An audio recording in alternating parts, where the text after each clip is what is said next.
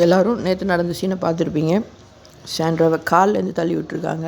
இந்த 2 களிசடைகளும் பீடைகளும் they deserve red card for me for sure.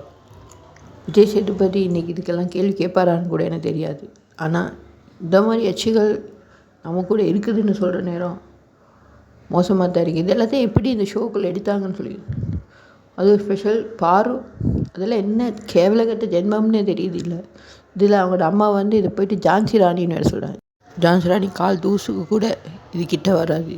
அது இப்படி காமுருதீன், உண்மையாகவே நீ காமுருதீனாண்டா, எவ்வளோ வேலை பண்ணியிருக்க உள்ளுக்கு இருந்து. இந்த ஷோ அரைவாசி கெட்டு போனதே உங்கள் 2 பேத்தாலே தான், வேறு யாராலையும். இந்த நேரத்தில் சாண்ட்ராக்கு ஜஸ்டிஸ் கிடைக்கணும். அவங்க நடித்தாங்களோ இல்லையோ தெரியாது. ஆனால் அவங்கள காரில் விட்டு தள்ளி விட்டது தப்பு தான். அவங்க அப்படி பண்ணியிருக்கக்கூடாது. இதுக்கு கட்டாயம் அவங்க 2 பேர்த்துக்கு மேலே ஆக்ஷன் எடுக்கணும். ஆக்ஷன் எடுப்பாங்கன்னு தான் நினைக்கிறேன். இந்த நேரத்தில் சபரி, விக்கல், வினோத் சாண்ட்ரா பக்கம் நின்று நியாயம் கேட்டது வேறு லெவல். அதுக்கு பிறகு திவ்யா செஞ்ச சம்பவங்களும் வேறு லெவல். உள்ளுக்க வச்சு அவங்க 2 பேர்த்தையும் கிளின்னு கிழிச்செடுத்தது வேறு லெவல். இந்த இடத்துல சுபிக்ஷா பேசியிருக்கலாம் நிறைய, ஆனால் குறையாக தான் பேசினாங்க. ஆனால் என்னை பொறுத்த மட்டும் சபரி வேறு லெவல். கேமை விட்டு கொடுத்து சாண்ட்ராக்காக கீழே ஹெல்ப் பண்ணார். அதுதான் மனுஷத்தன்மை.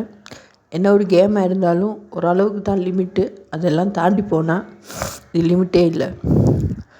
இப்படி கேவலமான ஜென்மங்கள் இந்த உலகத்தில் இருக்குது. இதுகளெல்லாம் வெளியே எப்படி தான் மூஞ்சியை காட்ட போகுதோ.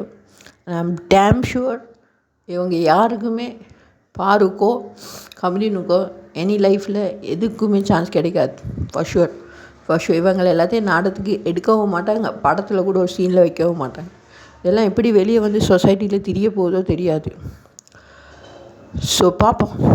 இந்த என்ன ப்ரொமோ ஒன்றும் வெளியே வரலை. விஜய் சேதுபதி என்னத்தை சமாளிக்க போகிறான்னு பார்ப்போம். For those who stand for justice inside the house, salute. இப்படி தான் இருக்கணும். இவங்களை ஹேண்டில் பண்ணது ஒரு பிரச்சனை இல்லை.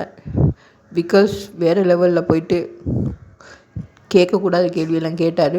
But it's fair enough. கமுதினுக்கு அந்த மாதிரி பேசுகிறது சரிதான் என்னை பொறுத்த மட்டும். நன்றி, வணக்கம்.